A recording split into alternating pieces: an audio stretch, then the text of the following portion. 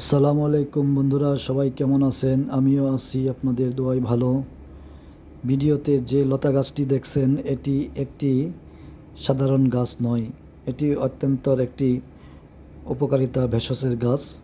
তবে এই গাছের ফলটি খুবই ভয়ঙ্কর একটি ফল। আপনারা বলতে পারেন যে ফল আবার ভয়ঙ্কর হয় কেমনে? এই ফলের উপরের আবরণটা কেউ ধরলে বা কারো শরীরে পড়লে চুলকাইতে চুলকাইতে সে অস্থির হয়ে যাবে। তবে এখন বুঝতেই পারছেন যে গাছটির নাম কি হতে পারে। আমাদের জামালপুর শেরপুরে এই গাছটির নাম হচ্ছে গিয়ে বান্দরহুলা, কেউ আবার বিলাই চিমটি বলে।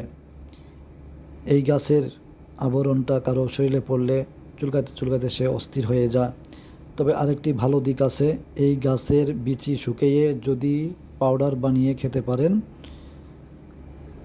তবে শারীরিক দিক দিয়ে অনেক উপকার আছে।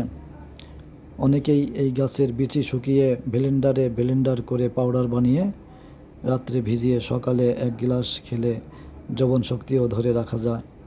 ধন্যবাদ সবাইকে, ধন্যবাদ সকলকে।